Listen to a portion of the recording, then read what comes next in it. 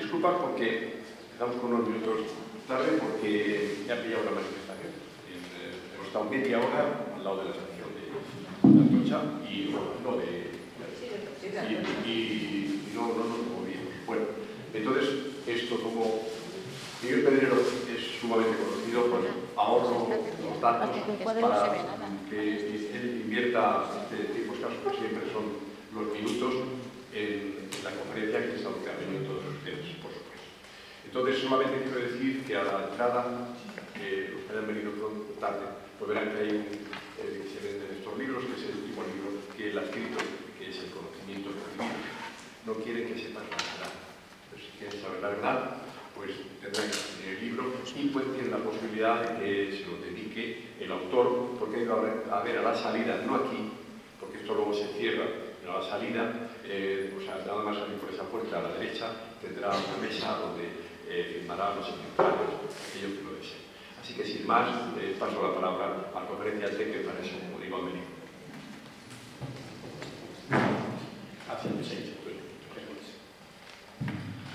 Bueno, muy buenas tardes a todos.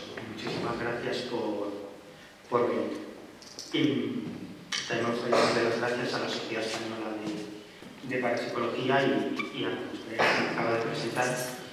Siempre digo lo mismo cuando vengo a la Casa de Cantabria a dar una charla y es que yo siempre tengo que estar muy agradecido a Ramos Pereira porque él ha sido uno de los principales responsables de que naciera una revista que es Año Cero, en la cual trabajo, por lo cual le estoy siempre enormemente agradecido.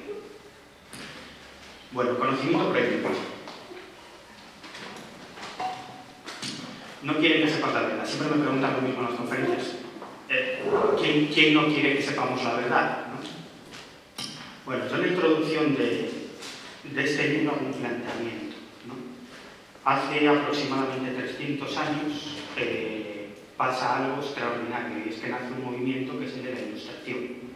Hasta entonces, en la cúspide de la pirámide se encontraban dos clases dirigentes, los nobles y los sacerdotes. Ellos eran los que transmitían la ideología y la visión del mundo dominante. Entonces, en esa época, todo se explicaba en base a Dios. Si uno tenía un accidente, era cosa de Dios.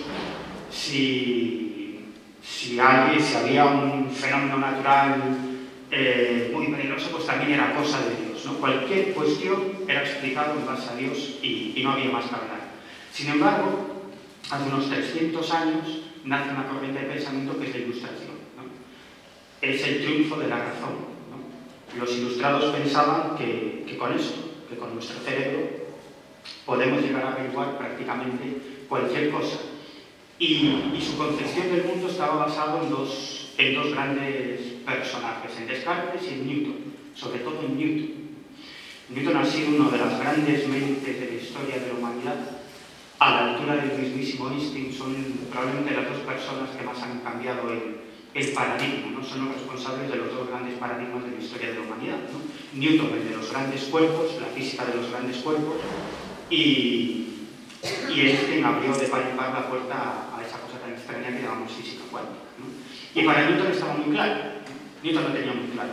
El universo era como una especie de máquina, una especie de reloj, repleto de una serie de piezas muy complicadas. Lo único que hay que hacer es conocer cada una de las piezas y ya tendremos la respuesta definitiva a todos los enigmas del universo. La Ilustración mató a Dios, no necesitaba a Dios absolutamente para nada. La Ilustración es el materialismo, ¿no? Es el triunfo de la razón. Sin embargo, esa tesis newtoniana que dominaba el paradigma desde hacía 2 siglos, a principios del siglo XX se vino abajo con el inicio de la física cuántica.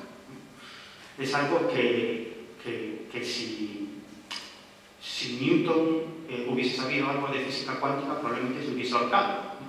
porque su mundo se venía abajo sin ningún freno, ¿no? Y la física cuántica es algo tremendamente extraño. No voy a entrar en ese tema porque ya lo hice aquí en una charla que ofrecí el año pasado, ¿no? Pero la física cuántica es algo tremendamente extraño, ¿no? Porque resulta que las partículas subatómicas ni siquiera son partículas, realmente no sabemos lo que son, ¿no? Todo eso que estudiamos en el colegio y en el instituto, pues lo tenemos que sacar de la cabeza porque no tiene nada que ver con la realidad. ¿Qué es una partícula subatómica? ¿La esencia de la materia? Pues no lo sé. Es como preguntar qué es el odio, ¿no? O qué es el amor, ¿no? O dónde está el odio o dónde está el amor, ¿no? Incluso los propios físicos a veces ofrecen respuestas más poéticas que otra cosa, ¿no? Las partículas subatómicas son algo muy extraño, ¿no? Por decirlo de un modo muy superficial, vendrían a ser una especie de ondas de dimensiones infinitas que están en todos los lugares y en ninguno a la vez. Y cuando hay una conciencia, es decir, un ser vivo, que observa algo, esas partículas subatómicas se colapsan y toman forma para que esa conciencia las observe. Es decir, que ninguno de ustedes existirían si yo no les estuviera observando. Y al revés, si ustedes no me estuviesen observando a mí, Miguel Pedrero no existe. Yo sé que esto es difícil de comprender, pero que así funciona esto. Y ha sido comprobado en laboratorio repetidamente. Es una cosa tan complicada, que tiene que existir una conciencia, es decir, un ente subjetivo, para que la realidad se ordene para ese ente subjetivo, para que esas ondas de dimensiones infinitas, a la vez que son ondas, se colapsen de algún modo en partículas para que un ser viviente los pueda observar. Claro, de pronto entra la subjetividad. Todo eso que tenía tan claro la visión newtoniana de la realidad, pues de pronto saltó por los aires porque era necesario ese ente subjetivo. De hecho, hay astrofísicos que defienden que estamos cambiando el universo simplemente con observarlo, ¿no? Que si no existiésemos, el universo sería totalmente diferente. El problema es que la física cuántica nace hace unos 100 años, un siglo. Sin embargo, el mundo sigue funcionando en base a Newton. Nuestra sociedad occidental es Newton, desde el punto de vista científico, económico, político, militar, estratégico, de inteligencia, es Newton. Sin embargo, eso ya hace mucho tiempo que saltó por los aires, pero seguimos funcionando en base a eso, ¿no? Y fundamentalmente en la academia. El academicismo ortodoxo es absolutamente newtoniano, ¿no? Por eso, cualquier investigación científica, cualquiera, absolutamente cualquiera, que ponga en duda esas bases materialistas, tiene que sobrepasar una serie de trabas enormes que no tendrían que pasar otras investigaciones científicas más dentro de la ortodoxia, ¿no?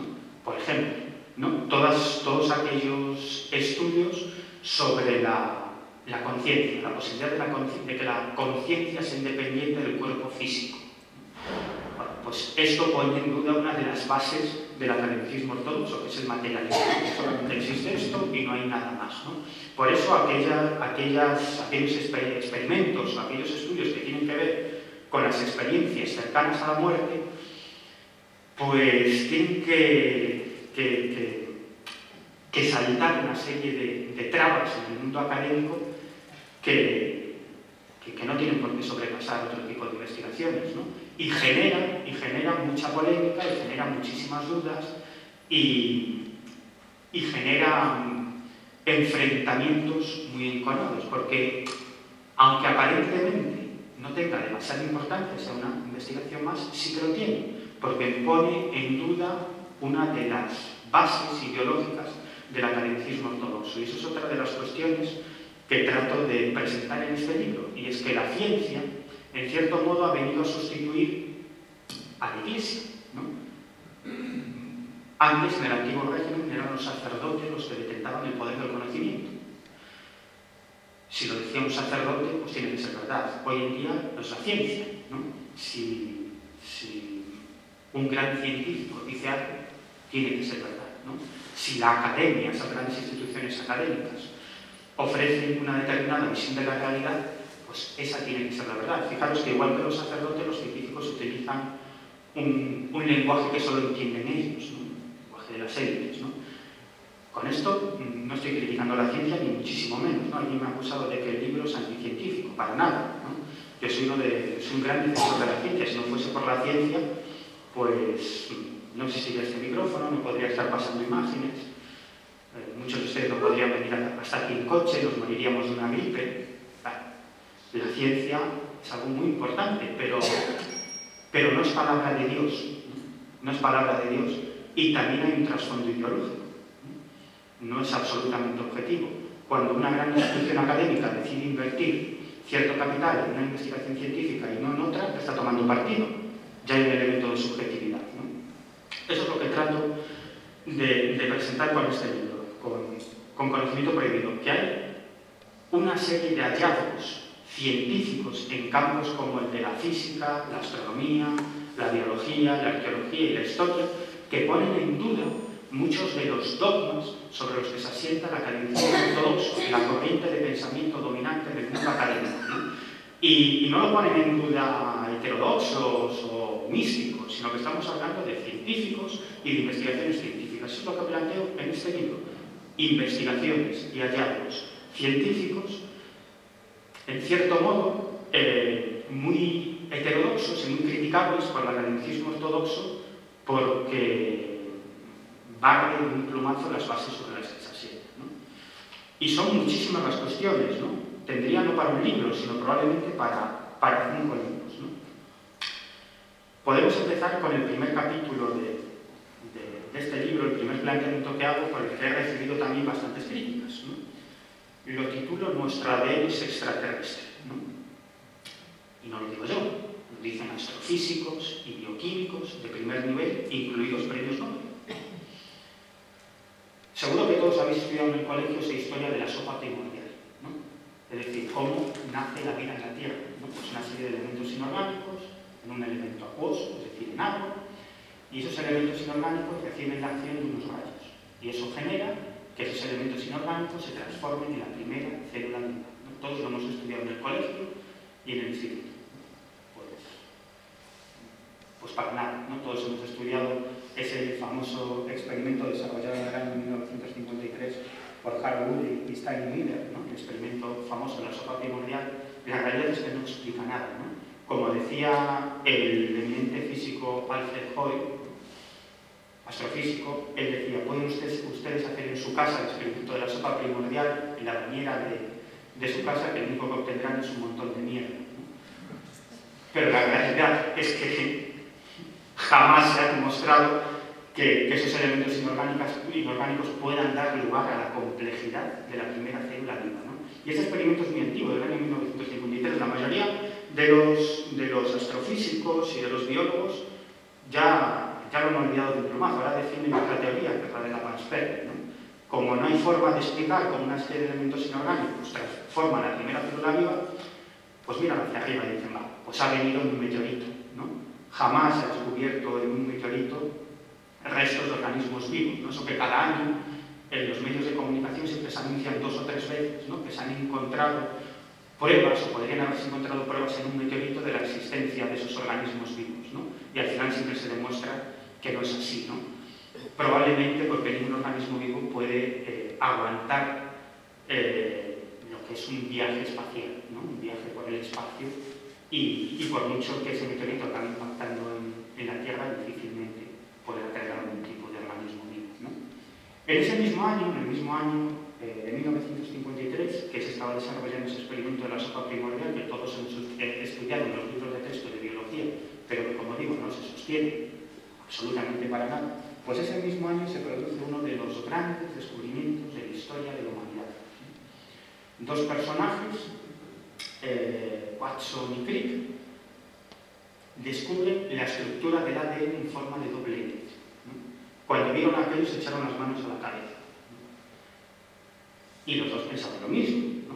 Que aquello era muy extraño y daba la impresión de que el ADN había nacido ya conformado, es decir, que no evolucionó de ninguna manera, sino que aquello llegó ya así, de aquella manera. Y sobre todo les impresionó la complejidad del ADN, ¿no? Ni que decir tiene que esto de la ingeniería genética ha avanzado mucho, ¿no? Y ahora sabemos mucho más de la complejidad de la célula, de una célula y sobre todo del ADN, ¿no? Watson tiene un carácter más pausado, pero Crick, que falleció en el año 2004, era un tipo de un carácter muy incisivo, ¿no? No se cortaba un pelo, ¿no? Y pocos años después de su descubrimiento escribió lo que pensaba, junto a un químico también de enorme prestigio. Los dos escribieron un artículo en una revista en la que planteaban su hipótesis de trabajo. Bueno, James Crick, Francis Crick, estaba completamente convencido de que la única posibilidad es que el ADN hubiese llegado a bordo de una nave extraterrestre. Pero esto lo dijo hasta el año 2004, poco antes de su fallecimiento. Le hicieron una entrevista y aquí está Crick, Francis Crick, y él volvió a defender exactamente lo mismo, ¿no? Defendía que la única posibilidad es que esa célula hubiese llegado a bordo de una nave extraterrestre. Como digo, hay numerosos astrofísicos y físicos que defienden esta posibilidad, pero también existen microbiólogos y bioquímicos que apuntan en esta dirección, ¿no? Uno de los más conocidos es Michael Berger, que es un prestigioso bioquímico que junto a otro grupo de personas, de experimentados científicos, algunos de ellos ateos, por cierto, es decir, que no se les puede acusar de creyentes. Michael Berger sí lo es, él se declara católico, pero muchos otros que defienden esta misma hipótesis no lo son y se declaran agnósticos, e incluso un buen puñado de ellos, diría que incluso la mayoría, se declaran no creyentes, ateos, ¿no? Y estos bioquímicos descubrieron dos elementos, los cilios y los flagelos bacterianos, ¿no? Que ellos denominan máquinas celulares, ¿no? Porque en realidad este es un esquema de un flagelo bacteriano. Tiene toda la pinta de ser una especie de máquina, ¿no? Y de hecho los especialistas han detectado botones, transmisores, paletas, estructuras en forma de anillo. Para este grupo de bioquímicos no cabe ninguna duda que los cilios y los flagelos bacterianos solo podrían haberse ensamblado por ingeniería genética. Es decir, que tuvo que existir un jardinero cósmico, un ingeniero genético que creó determinados organismos celulares, ¿no? De hecho, ellos plantean que la existencia de los cilios y los flagelos bacterianos, entre otros elementos celulares, vendrían a demostrar que la teoría darwinista no es válida para explicar el origen de la vida, para explicar el origen de la vida, y que ninguno de los elementos de los cilios o los flagelos bacterianos tienen función por sí solos, es decir, que difícilmente podrían evolucionar para dar lugar al flagelo bacteriano. Es decir, que en cierto modo la existencia de los organismos celulares pone en duda la teoría darwinista para explicar el origen de las células vivas, ¿no? Y en el fondo, si uno lo piensa, quizás dentro de 200, 300, 400 años, si no hemos saltado por los aires, nosotros mismos seremos capaces de crear vida en otros planetas. De hecho, tampoco sería muy extraño que alguna clase de inteligencia extraterrestre hubiese llegado a nuestro planeta para crear vida, para diseminar esas primeras células, ¿no? No sería extraño. De hecho, hasta hace unos años se pensaba que la Tierra era un planeta único, ¿no? Fijaros cómo somos los seres humanos, ¿eh?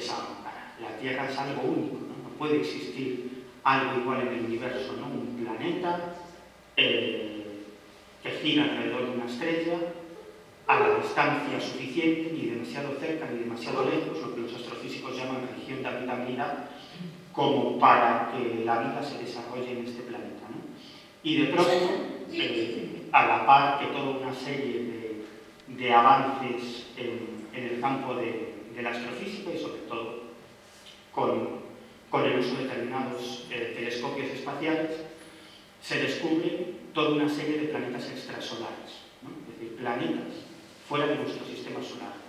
Actualmente, cada semana pues, surgen 1 o 2 nuevos planetas localizados. Cuando hace cuestión de 5, 6, 7 años era algo absolutamente sorprendente. Cuando se descubrió el primer planeta extrasolar, aquello era absolutamente increíble y ahora vamos a un ritmo de 2, 3 a la semana, ¿no? Bueno, hay catalogados, pues yo no sé si 1500 planetas extrasolares y un buen puñado de ellos en la región de habitabilidad, es decir, ni demasiado lejos ni demasiado cerca de su estrella. Por lo tanto, ¿por qué no? Podría existir vida inteligente, ¿no? Además es una cuestión de magnitud, ¿no? Si nosotros pensamos en nuestra galaxia, la Vía Láctea, los astrofísicos piensan que está formada aproximadamente por unos 200.000 millones de estrellas. 200.000 millones de estrellas. En la región del universo conocido, es decir, aquella región del universo que pueden captar nuestros primitivos aparatos tecnológicos, se han localizado aproximadamente 500.000 millones de galaxias. 500.000 millones de galaxias. Y cada una de esas galaxias aproximadamente con 200.000 millones de estrellas. Y estamos hablando simplemente de la región del universo conocido, ¿no? Bueno, sabemos que nuestro sistema solar se formó hace aproximadamente unos 4.600 millones de años. Sin embargo, ya se han descubierto planetas extrasolares mucho más antiguos que nuestro sistema solar. Por ejemplo, un planeta que los astrofísicos bautizaron con uno de esos nombres tan poéticos que suelen utilizar, ¿no? PSR B1620-26b, ¿no? Ese planeta es más conocido como Matusalén. ¿Por qué? Porque tiene unos 8.700 millones de años. Es decir, es unos 8.000 años más antiguo que el Tierra, incluso más antiguo que nuestro sistema solar, ¿no? Bueno, ¿cómo no pueden existir seres inteligentes en algún otro planeta? Porque no pudieron crear la vida en el nuestro, ¿no? Y como digo, si no saltamos por los aires, si no nos matamos entre nosotros, que es una práctica que realizamos con bastante asiduidad, quizás dentro de no demasiados años nosotros podamos crear vida inteligente, ¿no? Los astrofísicos catalogan las civilizaciones en base a un elemento, y es el consumo de energía. Actualmente nosotros seríamos una civilización de tipo 0, ¿no? Los astrofísicos serían unas civilizaciones de 0 a 4, ¿no? Nosotros seríamos una civilización tipo 0, es decir, una civilización que todavía utiliza la energía de los vegetales muertos, ¿no? Sin embargo, estamos a un paso, a un siglo aproximadamente de convertirnos en una civilización de tipo 1, es decir, aquellas que utilizan toda la energía que proyecta su estrella, su Sol. Si todo va bien, en unos 2.500 años conseguiríamos dar el salto y convertirnos en una civilización tipo 2. Es decir, aquellas que utilizan toda la energía de su Sol, no la que refleja en su planeta, sino toda la energía de su estrella. Una civilización de tipo 3 utiliza prácticamente toda la energía procedente de las estrellas de toda su galaxia. Y una civilización de tipo 4 es ciencia ficción. Unos seres que lograran convertirse en una civilización de tipo 4, para nosotros serían dioses, ¿no? Porque estas entidades tendrían la capacidad de utilizar como fuente de energía pues, sustancias tan extrañas y tan atípicas como la energía oscura y la materia oscura.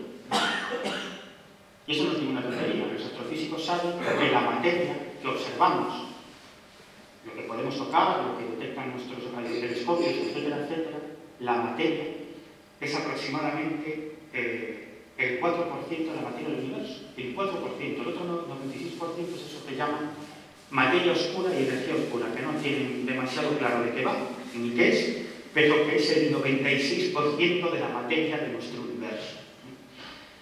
Fíjate de cosas que estamos hablando. Y los astrofísicos dicen algo también muy interesante, ¿no?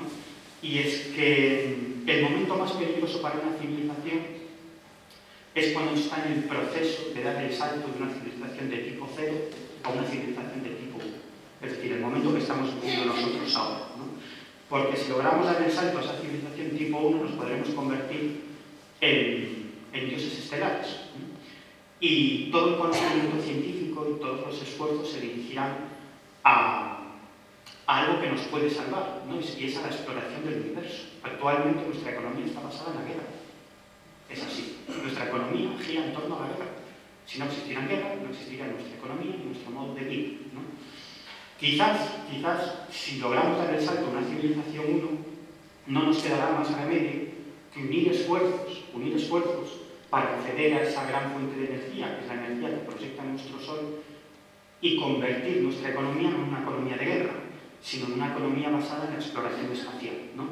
Y eso quizás es lo que pueda salvar a la especie humana de matarnos unos a otros. Por lo tanto, dicen los astrofísicos que es el momento más importante, ¿no? El paso de civilización tipo 0 a la tipo 1. Si no saltamos por los aires, si no acabamos matándonos entre nosotros, si no acabamos basándonos más en cuestiones de intereses económicos, imperialistas o religiosos, y hacemos un ejercicio de comprender al otro, si eso no pasa, jamás nos convertiremos en una civilización de tipo 1 y el mundo será algo absolutamente ingobernable. Por eso nos ha tocado vivir una época de muchísimos cambios, de muchísimos problemas y de muy poca tranquilidad, ¿no? Pero es que esto no va a ser ahora, ¿no? Sino que probablemente durará un siglo o 2 siglos, ¿no? Y estaremos en ese proceso clave de dar el gran salto de convertirnos en una civilización cósmica. Bueno, ni que decir que esos hipotéticos seres que lograran convertirse en una civilización de tipo 4, pues serían dioses para nosotros, serían absolutamente inmortales, tendrían la capacidad de viajar entre universos paralelos, podrían convertirse en un platillo volante, en un sentimiento o en un pensamiento, podrían manejar la materia a voluntad, es decir, serían omnipresentes y omnipotentes, serían dioses para seres tridimensionales como nosotros, ¿no? Bueno, hasta aquí no me he salido demasiado de la ortodoxia, ¿no? Lo que he contado de momento, bueno, pues yo creo que incluso muchos académicos ortodoxos lo podrían firmar. Estoy seguro que lo firmarían, ¿no? Pero claro, yo soy mucho más heterodoxo que eso, ¿no? ¿Por qué? Bueno, porque supongo que como muchos de vosotros estoy muy interesado en una serie de asuntos marginales para la ciencia, ¿no? La existencia de vida después de la vida, las apariciones fantasmales, las anomalías espaciotemporales, el fenómeno ovni, bueno, toda esa serie de cuestiones que son absolutamente marginales para el mundo académico, ¿no? Pero que sin embargo suceden, ¿no? Al menos yo lo pienso así, ¿no? Y pruebas y evidencias hay de sobra, ¿no? Simplemente es una cuestión de información, ¿no? Entonces, claro, cuando uno tiene esas dos visiones, ¿no? O esa visión más heterodoxa, más fenoménica, y también está interesado en el mundo de la investigación científica, claro, uno puede llegar a la conclusión de que a lo mejor ambas cuestiones están estrechamente ligadas, ¿no? Y lo único que impide que la ciencia con mayúsculas ocupe de estos asuntos es esa corriente de pensamiento dominante que viene de la época de la Ilustración. Pero es que es simplemente una cuestión puramente dogmática e ideológica, no es más que eso. Por eso es absolutamente inexplicable que la ciencia, con mayúsculas, no se centre en la investigación de algo tan apasionante como el fenómeno ovni, que está ocurriendo todos los días y del que existen abundantes pruebas y evidencias, ¿no? Como digo, es una cuestión dogmática. Bueno, se ha estado hablando de la posibilidad de que nuestro ADN sea extraterrestre, de que de hecho existen planetas extrasolares en los que puede existir vida mucho más antiguos que la Tierra, de hecho miles de millones de años más antiguos que nuestro bello planeta. La pregunta es, bueno, ¿es posible que esos seres procedentes de otros planetas nos hubiesen visitado en el pasado? Igual que desde mi punto de vista estamos recibiendo la visita de alguna clase de inteligencias humanas. La pregunta es, ¿lo hicieron en el pasado? Existen algunas pruebas, desde luego no hay ninguna prueba definitiva, pero sí una serie de evidencias que apuntarían en esa dirección, ¿no? Bueno, esos señores que veis aquí, seguro que muchos lo habréis reconocido, ¿no? Son la famosa tribu de los Dogon, ¿no? En Malí, en una zona muy concreta de Malí. Ellos tienen una tradición y es la llegada de los cielos de unos dioses a bordo de una nave voladora con esta forma, ¿no? Esto es algo un dibujo que ha realizado un buen amigo, un investigador, José Antonio Caravaca, en base a las descripciones que hacen los dogones del arca, que ellos se refieren a ese arca en el que descendieron los gnomos. Los gnomos son sus dioses instructores, ¿no? Que según ellos descendieron hace siglos a esa región del mundo y les transmitieron una serie de conocimientos, ¿no? Esto surge o se hace muy conocido por las investigaciones de un antropólogo francés, Marcel Viol, que llegó a esta región de Mali en el año 1931 y comenzó a tomar contacto con los dogones. Y ellos le explicaron toda esta historia de ese arca, ¿no? Que ellos describen como una cesta que aterriza, que forma un torbellino de arena en cuanto toma tierra, que en cuanto lo hace se ilumina como una llama, que antes de aparecer esta extraña arca voladora apareció en el firmamento una estrella muy brillante que emitía rayos rojos, ¿no? Uno tiene la tentación de pensar que esa sería la nave nodriza, ¿no? Desde la que descendió ese objeto volador no identificado en el que viajaban los gnomos, ¿no? Unos seres que tenían ciertas características anfibias, ¿no? Y al parecer, según descubrió este antropólogo, Marcel Viol, los dogones tenían una serie de conocimientos bastante exhaustivos sobre una serie de fenómenos astronómicos, ¿no? Por ejemplo, sabían la existencia de los anillos de Saturno, de los 4 satélites de Júpiter y de que Sirio era un sistema estelar doble, ¿no? Es más, cada 50 años realizan su celebración más importante, ¿no? Y aquí festejan el periodo orbital de Sirio B, una de las estrellas de este sistema estelar, alrededor de Sirio A, ¿no? Bueno, esto ha causado mucha polémica, ¿no? Y de hecho hay antropólogos que dicen que los dogones en realidad fueron infectados, entre comillas, por algunos visitantes occidentales que les informaron sobre estas cuestiones astronómicas, ¿no? Y como digo, hay una polémica en este punto, ¿no? Sin embargo, sus tradiciones parece que son bastante claras al respecto de la existencia de este arca volador. Hay muchas más evidencias, ¿no? De hecho, en Babilonia, la tradición del dios civilización Oanis, que tiene unas características físicas muy parecidas a los dioses de los dogones, ¿no? O las crónicas chinas de hace miles de años que describen la aparición de extraños artilugios voladores que llegaron a enfrentarse entre ellos, ¿no? Artilugios voladores comandados por los dioses de aquella época, ¿no? Me refiero al Mahabharata y al Ramayana, que son, en realidad son unas compilaciones de tradiciones milenarias, aproximadamente del siglo I a.C. al VI después de Cristo, pero que recogen tradiciones muchísimo más antiguas, ¿no? Otro tipo de evidencias, pues nos vamos a uno de mis lugares favoritos del mundo, ¿no? Al desierto de Tassili, ¿no? En realidad no es un desierto, es un macizo, una meseta montañosa situada al sur de Argelia, lindando con Níger y Libia, ¿no? Aproximadamente tiene 800 kilómetros de largo y unos 60 de ancho, ¿no? Eso es el desierto de Tassili, ¿no? Bueno, esta es una... Bueno, para que os hagáis una idea de lo que es el Tassili. El Tassili es esto, ¿no? Es como una especie de paisaje lunar, y este hombre que está aquí sentado de espaldas era Baba, ¿no? Nuestro guía, cuando un grupo de locos españoles viajamos al desierto de Tassili. ¿Para qué? Esta es otra imagen, ¿no? Yo cada vez que lo veo digo, no me explico cómo yo he estado por ahí. No me lo explico, ¿no? De hecho, el día antes de viajar a Tassili, uno estaba un poco nervioso, ¿no? Esa tensión de viajar a ese lugar, ese fascinante viaje de exploración, ¿no? Al Tassili solamente se puede ir andando en helicóptero, ¿no? Lo del helicóptero no es muy recomendable, porque nosotros cuando llegamos al Tassili unos días antes habían matado unos franceses, ¿no?, que viajaban en un helicóptero. Entonces quizás la manera más recomendable y la más interesante es viajar a pie por el Tassili. Son varios días de marcha, bastantes días de marcha, hasta llegar a la zona que nos interesaba, que es la zona donde están toda una serie de pinturas rupestres. De hecho, el Tassili es conocido como la Capilla Sixtina del arte rupestre, ¿no? Por supuesto, no hay cobertura de móvil, dependíamos enteramente de nuestros guías tuaregs, ¿no? Si una noche los guías tuaregs desaparecían, pues nosotros hubiésemos desaparecido unos cuantos días también, ¿no? Y bueno, dormíamos al raso, caminábamos muchas horas, ¿no?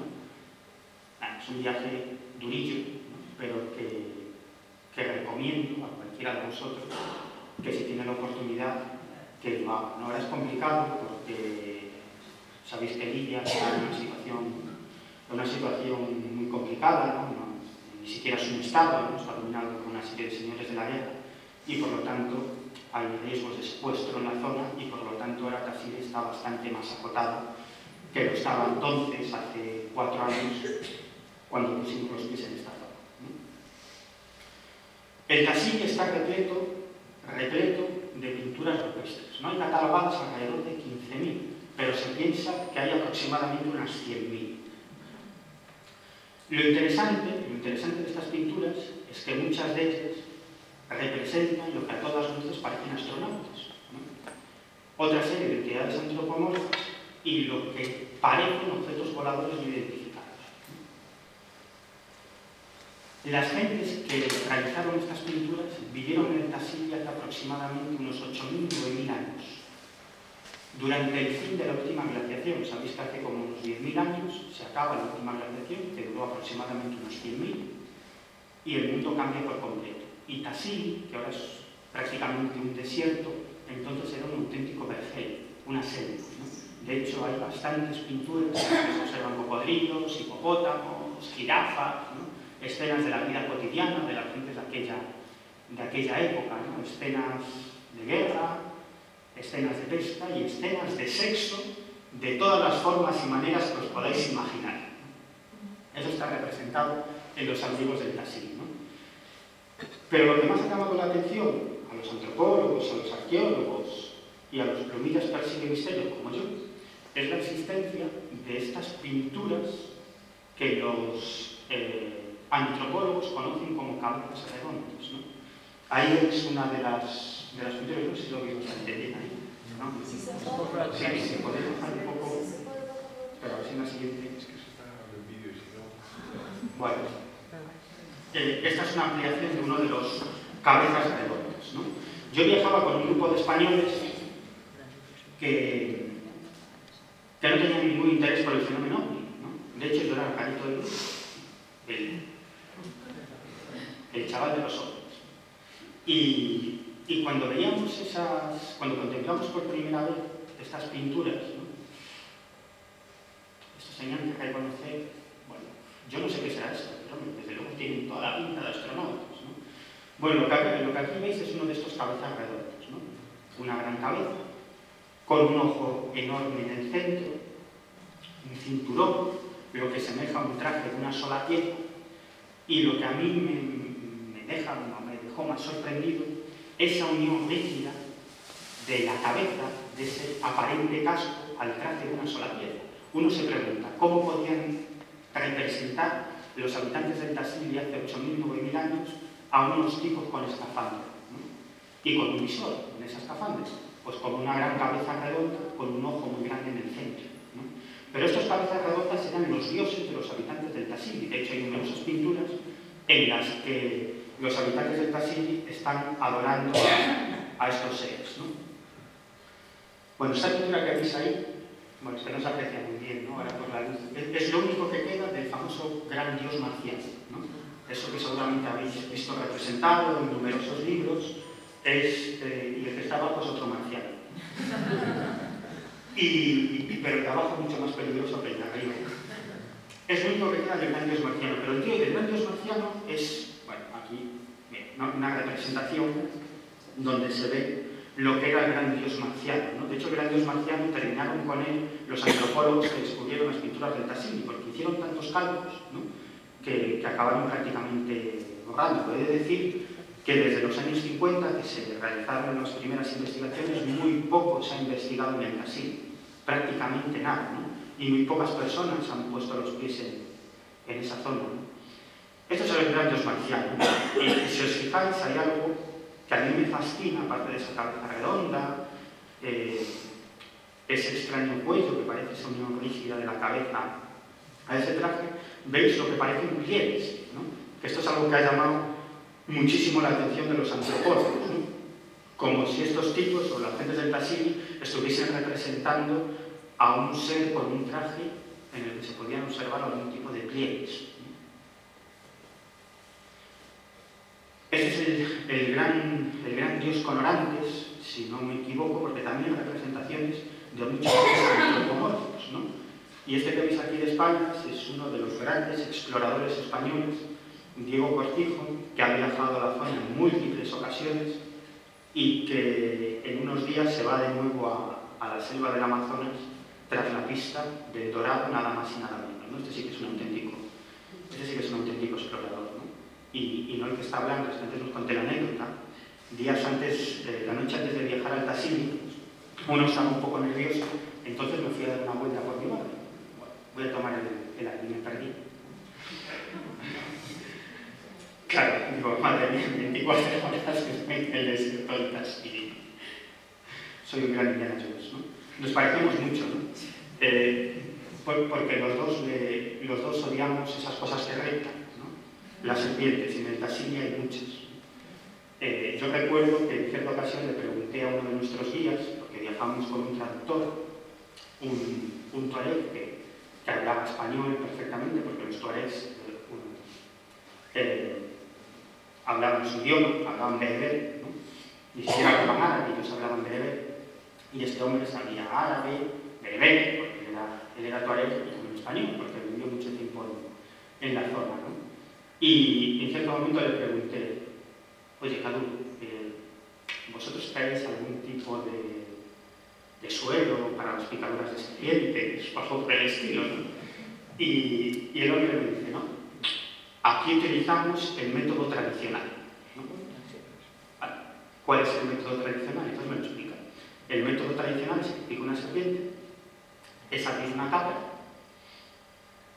meter la mano dentro de sus entrañas. Entonces, si te pican la mano, si no, pues tendrás que meter la pierna o lo que sea, ¿no?, dentro de las entrañas de la cabra, y con la otra mano, me decía Cadu, leer el Corán, ¿no? Dice, algunos hasta se salvan. Entonces yo pensé, mejor voy atento a lo que piso, ¿no? El peligro no es tener una serpiente de ataque, el peligro es que tienen la manía de ponerse al sol, ¿no? Y son muy difíciles de distinguir entre las piedras, ¿no? Con lo cual puedes pisarla y la pobre serpiente, ¿qué va a hacer? No sé si te ataca, pues puede pegar un picotazo. También había otra serie de bichos muy interesantes, que eran unos escorpiones negros así, ¿no? Y además, fíjate cómo son los tuaregs. Cuando veían una serpiente, si no era mortal, la dejaban pasar. Me hacían esta expresión, como sabían de mi interés por la serpiente, me decían, bueno, que si te pica se te hincha un poco la mano, pero nada más, ¿no? Ahora, a las que eran mortales, que me decían, eso las mataban, ¿no? No las dejaban escapar, ¿no? Bueno, os he hablado del Tassili, pero hay muchas otras evidencias, ¿no? Por ejemplo, nos podemos ir de la posible visita de seres extraterrestres en el pasado, ¿no? Bueno, todo esto que lo traslado al libro, al conocimiento prohibido, también me ha traído muchísimas críticas, ¿no? Y es que, bueno, he sido criticado incluso por personas que creo que piensan lo mismo que yo. Lo que pasa es que decir estas cosas, pues quizás no es políticamente correcto, ¿no? Pero si vemos las tradiciones y los libros sagrados de de muchísimos pueblos y civilizaciones de la Tierra, pues nos encontraremos con pistas de la visita de esas inteligencias no humanas. Y si contemplamos ciertos libros sagrados, como por ejemplo el Antiguo Testamento, con los ojos de un ciudadano del siglo XXI que tiene cierta idea del fenómeno ovni, pues puede llegar a la conclusión de que ciertos pasajes del Antiguo Testamento aluden al contacto con alguna clase de nave extraterrestre. Cuando yo hablo de extraterrestres no quiero decir que vengan de otro planeta, quizás me refiero más a alguna clase de inteligencias no humanas, ¿no? Pero ciertos pasajes del Antiguo Testamento, desde mi punto de vista, tienen muchísimo parecido con casos que están sucediendo en la actualidad, casos de encuentros cercanos con ovnis y humanoides. Y lo digo porque he perdido mucho tiempo y dinero, bueno, perdido entre comillas, mi padre sí piensa que he perdido mucho tiempo y mucho dinero en seguir este tipo de historias. Y, como digo, es mi tema preferido y se han recopilado cientos y cientos y cientos de casos de todo tipo, ¿no? Y para mí, parecido es evidente, ¿no? Por ejemplo, la primera vez que se aparece Yahvé a Abraham, lo hace en forma de horno humeante y antorcha de fuego que pasa entre una serie de animales sacrificados, ¿no? El Éxodo, supongo que muchos de vosotros lo conoceréis, que era Yahvé. Pues Yahvé era un objeto volador no identificado, era un ovni, era una columna de nube de día y columna de fuego de noche que alumbraba al pueblo elegido en el camino hacia la tierra prometida, ¿no?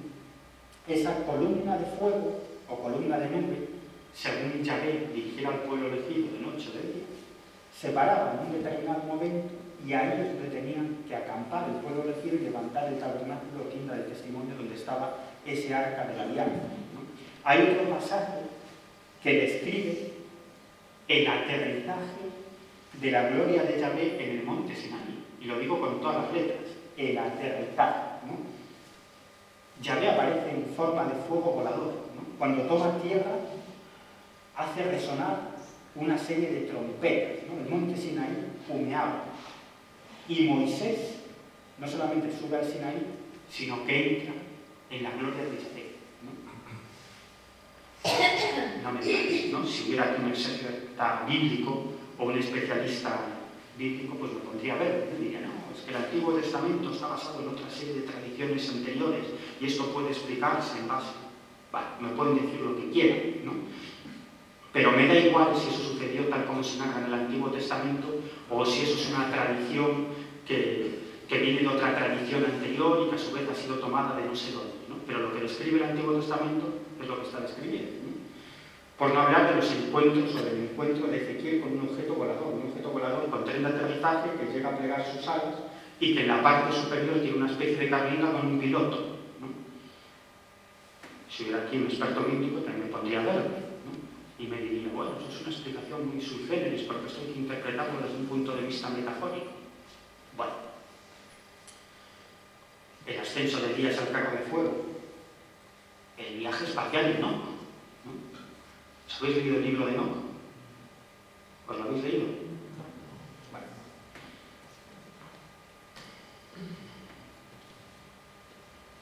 Por no hablar de Jesús, ¿no? Por no hablar del Maestro, ya no hablamos de la estrella de Belén, sino de aquella escena de la transfiguración en el Nuevo Testamento, ¿no? Esa nube que cubrió a Jesús mientras oraba con Pedro, Juan y Santiago, ¿no? Y de esa enorme nube salió una voz, ¿no? La voz de Dios que habló de su interior, ¿no? Y según los evangelios, el propio Jesús llegó a entrar en esta gloria de Yahvé, ¿no? Este objeto volador que hablaba a Jesús y a sus compañeros, ¿no?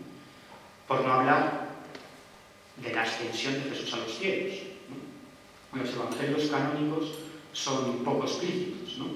Pero algunos apócrifos con bastante validez, ¿no? Cuentan mucho más, ¿no? Un sol que ilumina a Jesús y a sus discípulos. De ese sol emite un resplandor que rodea al Maestro para acá ascendiendo a los cielos, ¿no? Bueno, yo sé que esto es muy criticable lo que estoy diciendo, pero estoy seguro que muchos de mis compañeros heterodoxos que trabajan en medios de comunicación, escriben en revistas, etcétera, etcétera, piensan lo mismo que yo, lo que pasa es que no se atreven a decir. normal, ¿no? Uno puede nadar y guardar la ropa, ¿no? Si quieres que no te partan la cara, pues no te mojas, con lo cual no te partan la cara. Os hablaba antes de la existencia de exoplanetas, ¿no? Y de la posibilidad de que en esos exoplanetas pueda existir vida inteligente. Pero ni siquiera tenemos que salir de nuestro sistema solar, ¿no? Esto es la Vía Láctea, ¿no? Esto que veis aquí es Europa, es una de las lunas de Júpiter, ¿no? Europa está cubierta por una masa enorme de hielo, ¿no? Hasta hace poco los astrofísicos pensaban que aquí no podía existir ninguna clase de vida, ¿no? Incluso vida inteligente. Sin embargo, ahora piensan que sí. Y que podría existir incluso vida compleja. ¿Por qué? Porque debajo de esta enorme capa de hielo hay un inmenso océano líquido, ¿no? Un inmenso océano con el doble de volumen y profundidad que todos los océanos terrestres juntos, ¿no? ¿Por qué? Porque la gravedad de Júpiter ejerce una serie de presiones en diferentes direcciones y esas fricciones en la corteza generan calor que funde esa capa de hielo, ¿no? Al menos en sus zonas más profundas, ¿no? Por lo tanto, Europa es un enorme mar donde podría existir vida e incluso vida compleja, ¿no? Eso es lo que creen actualmente los astrofísicos. Seguimos con el conocimiento prohibido, ¿no? Que es otra de las cuestiones que planteo en el libro. En el libro lo divido en tres grandes partes. Una es el extraño origen o el misterioso origen de la especie humana, otro lo titulo Historia prohibida y otro Ciencia prohibida, ¿no? Y si hasta ahora se estaba hablando de astrofísica, de física, de ciencia, de tecnología, toda una serie de hallazgos que podrían derribar algunas de las bases sobre las que se asienta el pensamiento dominante del mundo académico, pues ahora nos vamos de la física o la astrofísica a la historia. Antes os contaba que todos hemos estudiado en el colegio esa historia de la sopa primordial, ¿no? Un cuento que hoy nadie se cree, ¿no? Porque sin embargo se sigue estudiando en los libros de texto. La historia de la sopa primordial y cómo la primera fe, ¿no? Bueno, pues también todos hemos estudiado en el colegio que las primeras civilizaciones fueron la egipcia y la sumeria, que se empezaron a desarrollar hace aproximadamente unos 5.000 años. Pues no es así. Ya se sabe que no es así. Y esto parte de la ciencia pura y dura, es decir, de la arqueología, de toda una serie de hallazgos arqueológicos. Esto que veis aquí es Göbekli Tepe, en Turquía, es un complejo arqueológico hallado en el año 1994. Un complejo arqueológico, atención, de unos 12.000 años. Es decir, 7.000 años antes de que naciera la civilización egipcia y la sumeria. Es decir, en plena época glacial. Y Göbekli Tepe era un enorme centro ceremonial. Incluso en la zona, por georradar, han localizado 16 estructuras más muy similares a esta que veis en la fotografía. Göbekli Tepe era el centro religioso de alguna clase de civilización de la que no tenemos ni la más remota idea. Bueno, esto que veis aquí es Çatalhöyük. Çatalhöyük es otra civilización, o los restos de otra civilización que también se descubrió en Turquía, ¿no? En la zona de Konya, ¿no? Al parecer, en Çatalhöyük vivieron unas 10.000 personas, ¿no? Construían ciudad sobre ciudad, casa sobre casa, ¿no? Los arqueólogos han localizado hasta 12 ciudades, una sobre otra, superpuestas.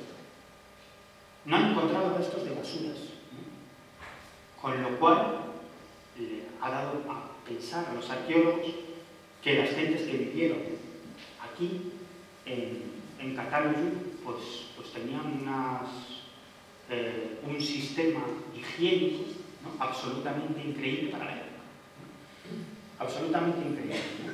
Es más, se han encontrado toda una serie de pinturas sobre edificaciones que son las pinturas más antiguas sobre construcciones encontradas en el Neolítico hasta ahora. Incluso se ha encontrado una representación de lo que parece un mapa, ¿no? Un mapa de hace 10.000 años, ¿no? Porque eso es, en ese tiempo está datado Cataluyuk, ¿no?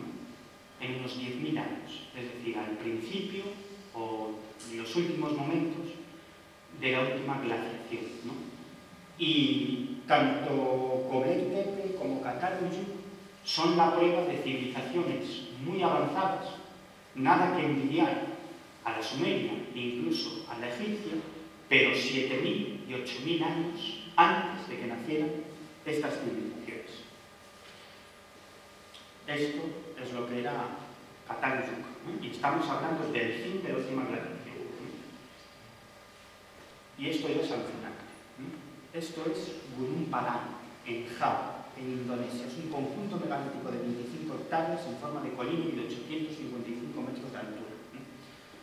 Los arqueólogos por georradar han encontrado cámaras, pasadizos y toda una serie de construcciones enterradas, algunas aparentemente de estructura piramidal.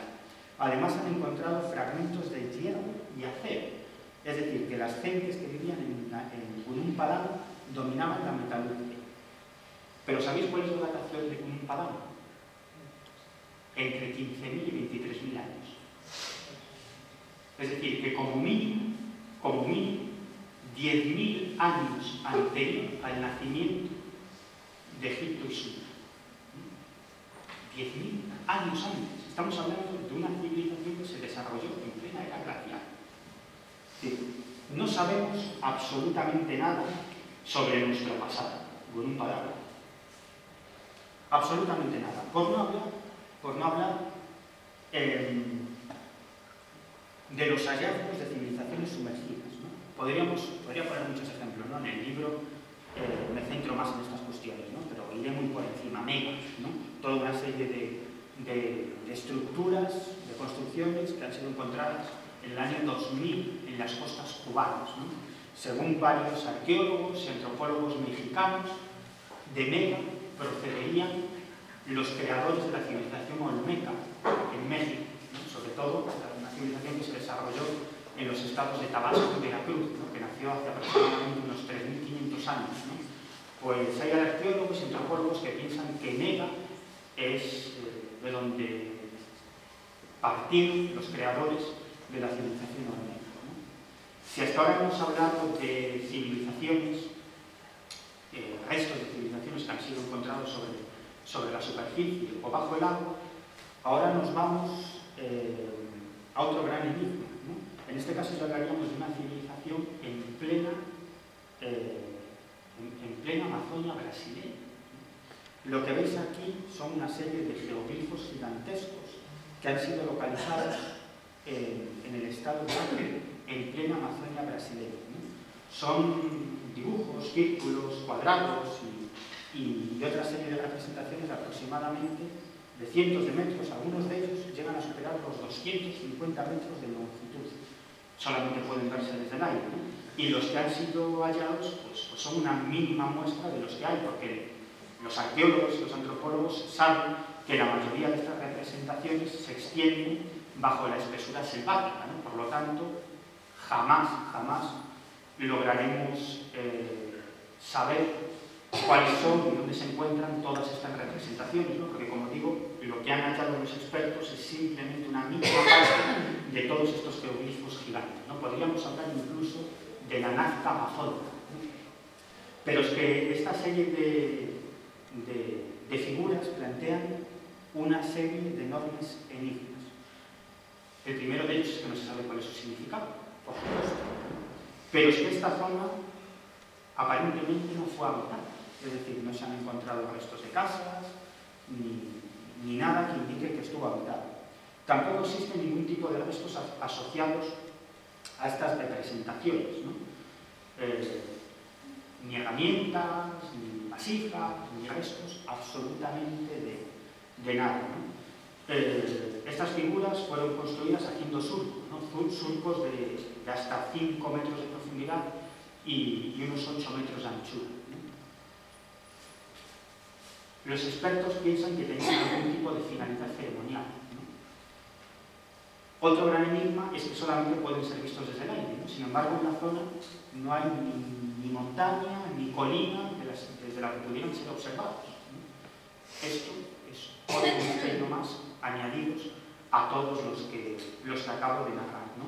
Y desde luego parece claro que quienes realizaron estas representaciones debían tener cierta estratificación social y por lo tanto podrían considerarse un pueblo avanzado, incluso una civilización, ¿no?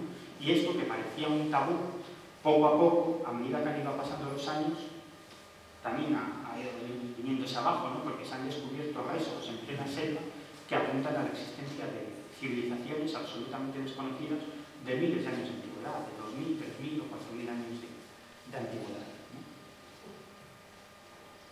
Bueno, esto es, en este caso es un cuadrado, ¿no? Es otra de las representaciones de los geoglifos de arte, ¿no? Bueno, esto que veis aquí son algunas otras de las pinturas del Tassili, ¿no? Aquí veis una jirafa, ¿no?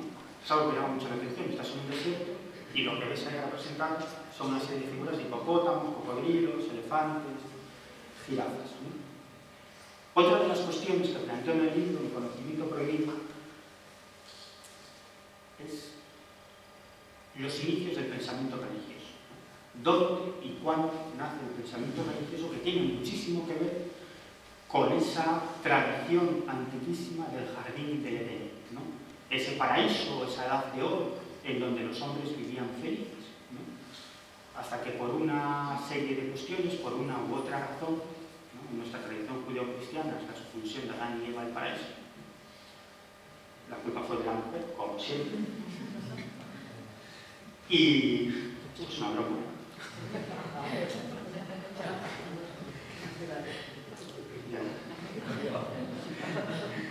Y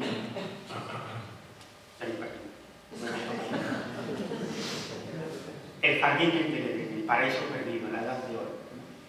Pues según ciertos arqueólogos y antropólogos, como el etnobotánico Kenneth McQueen, plantean que el jardín del Edén estaba en el Sáhara, lo que hoy en día es el Sáhara, más concretamente en la zona de la que os acabo de hablar hace un rato, del Tassili, ¿no? Cuando aquello era un auténtico vergel, ¿no? Terence McQueen, uno de los grandes etnobotánicos, el más grande etnobotánico de todos, que por cierto, Terence McQueen es el que puso de moda una explicación para justificar las pinturas tan extrañas del Tassili, ¿no? Según Terence McQueen, que nunca estuvo en el Tassili, esos dioses, esas figuras de lo que aparentemente semejan a astronautas, evidentemente las dibujaron los hombres del Tassili, pero durante sus trances chamánicos, ¿no? Según McQueen, los chamanes entraban en trance, veían a sus dioses y así los representaban, ¿no? Pero obviamente no es que los estuvieran bien, ¿no? Bueno, esta fue una teoría en la que se agarraron arqueólogos y antropólogos para explicar estas pinturas, ¿no? Yo cuando discuto con algún amigo antropólogo, ¿no? Y le digo que a mí no me cuesta nada reconocer que las pinturas del Tassili están representando a inteligencias humanas o a seres extraterrestres, se echan las manos a la cabeza y dan 2 pasos hacia atrás. Aunque algunos ya me conocen, cada vez que digo esto, ¿no? Como lo digo con cierta naturalidad, ¿no? Pues hacen lo mismo, se echan las manos a la cabeza y dan 2 pasos hacia atrás, ¿no? Y bueno, es una especie de quién no puede, ¿no? Es una teoría. Bueno, yo no lo sé, yo no estaba ahí y no sé cuál es la explicación, pero a mí no me cuesta nada aceptar que en ese pasado remoto esos hombres del Tassili hubiesen representado lo que estaban viendo realmente con sus ojos, ¿no? Y sus trances chamánicos. ¿Por qué? Porque hoy en día, en pleno siglo XXI, ¿cuánto me queda? ¿Ya? Vale. Bueno, se va a contar muchas cosas. Bueno, sí, voy a terminar eso que os estaba contando. Digo que a mí no me cuesta nada reconocer esto, porque en pleno siglo XXI, hoy en día, he tenido la oportunidad de seguir casos mucho más impresionantes que lo que están representados en el Tassili, casos de encuentros cercanos con ovnis humanoides, persecuciones de cazas militares españoles, objetos voladores identificados, el aterrizaje de ovnis en bases militares españolas, etcétera, etcétera, etcétera. Es decir, casos tremendamente espectaculares, probablemente mucho más interesantes que la posibilidad de que esas inteligencias humanas hubiesen tomado tierra de Casillas hace unos 8.000 años. Por lo tanto, yo planteo, si está sucediendo en la actualidad, en pleno siglo XXI, ¿por qué demonios no pudo suceder hace 1.000 o 10.000 años atrás? Ya acabo, pero no me gustaría terminar sin comentaros esto del jardín de Edén, porque es muy curioso, ¿no? Terence McQueen plantea, él y otros antropólogos, que las sociedades que vivían en el Tassili en esa época eran nómadas y matriarcales, ¿no? Cuando se produce un proceso de desertización de la zona del Tassili, de todo el Sáhara, aproximadamente hace unos 6.000, 7.000 años, aquí que se empieza a desertizar, pues las gentes huyen de esa zona buscando mejores lugares para vivir, ¿no?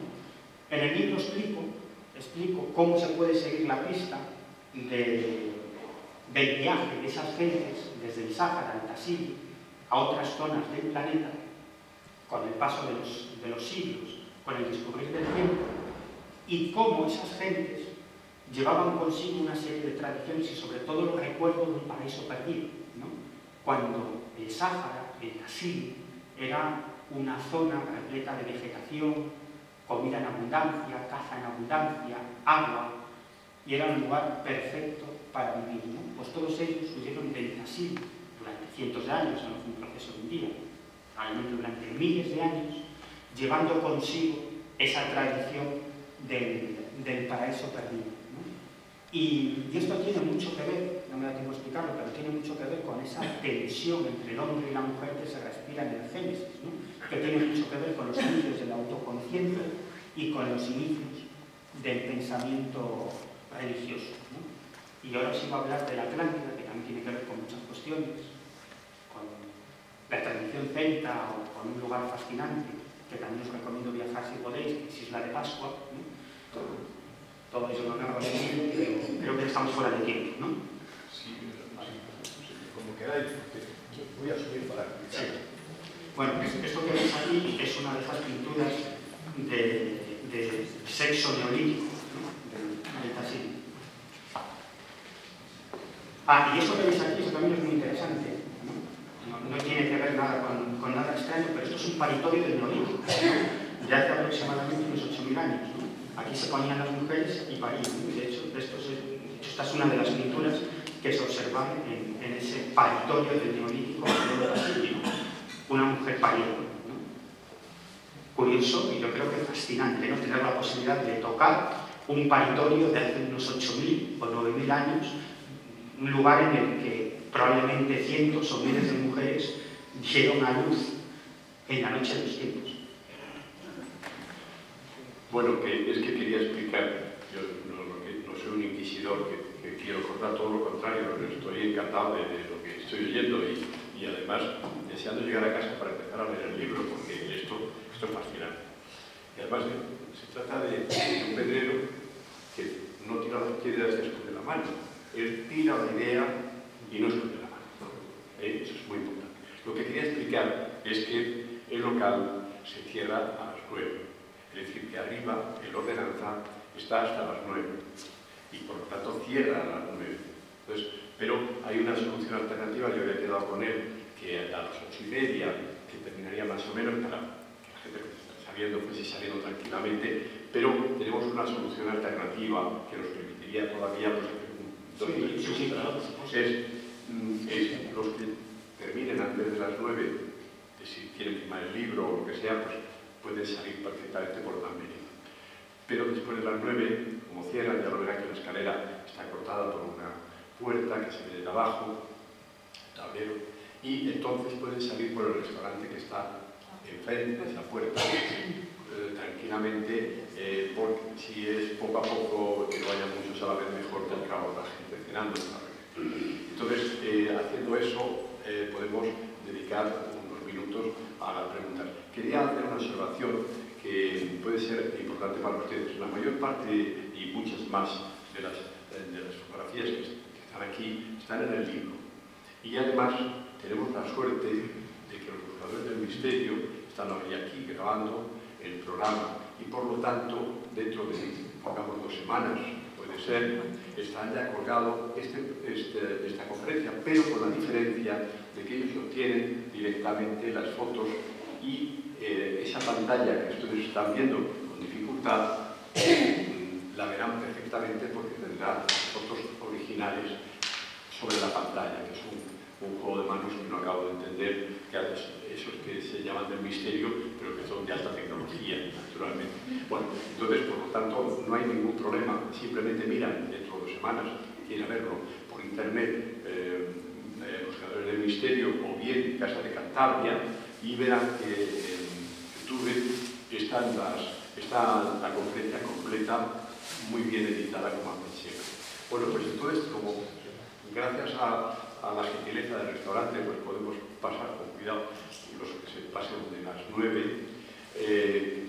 Vamos a hacer un pequeño coloquio, pero de preguntas solo. Yo sé que todos vosotros estaréis deseando decir algo, pero yo creo que el tiempo que nos queda debemos aprovechar una pregunta concreta de 30 segundos, máximo 1 minuto, y él contesta, y así, cuanto más rápido lo hacemos, más posibilidades tenemos de tener las preguntas. Así que si alguno quiere hacer una pregunta. Yo quería preguntar, ¿es tu primer libro que has escrito que nos presentas? No, desgraciadamente se han talado bastantes más árboles por mi culpa. No. Vale, es que te sigo hace poco. A raíz de escuchar mucho el programa de Miguel Blanco, entonces he sabido de ti, de tu historia, y por eso te preguntaba. No desconocía si tenías otros. Sí, unos cuantos. Unos cuantos ya. Pues enhorabuena, porque es mérito. Bueno. Sí. A ver, otra pregunta. Bueno, si no hay ninguna pregunta más, puedes contar algo más. Nadie quiere preguntar nada. Ni criticarme. Ahora presenta fotos. Oye, quería preguntar, como has dicho que si no nos destruimos, posiblemente el camino de eso llevamos, ¿qué te parece la teoría esta de Benjamín Creme sobre la venida de un ser altamente evolucionado llamado Maitreya? ¿Qué opinas? Bueno, esa es una tradición que se repite en muchas épocas y lugares, ¿no? La llegada del Mesías, ¿no? Del Mesías Salvador. De hecho, fíjate qué curiosidad, yo escribí un libro sobre eso, ¿no? Se llama La conspiración del Mesías, ¿no? Hace ya 8 o 9 años, ¿no? Y cómo eso, y cómo esa creencia, esa tradición ha sido utilizada a lo largo de la historia, incluso en la actualidad, para llevar a cabo ciertos planes políticos, estratégicos, militares o de inteligencia, ¿no? Sobre lo de Benjamín Creme, la verdad es que no lo conozco, no tengo una opinión formada, pero desde mi punto de vista es una más de las tradiciones y creencias referidas a la llegada de ese Mesías Salvador. ¿Alguna otra pregunta? Sí. Tengo la duda siempre y la verdad es que me cuestiono ¿qué relación puede haber entre lo que se considera como otras dimensiones a nivel científico y con el más allá que entendemos de siempre? Pues, ¿cuánto tiempo tenemos? Vale. Claro que sí, podría ser, ¿no? Podría ser. ¿Por qué no? ¿Por qué no?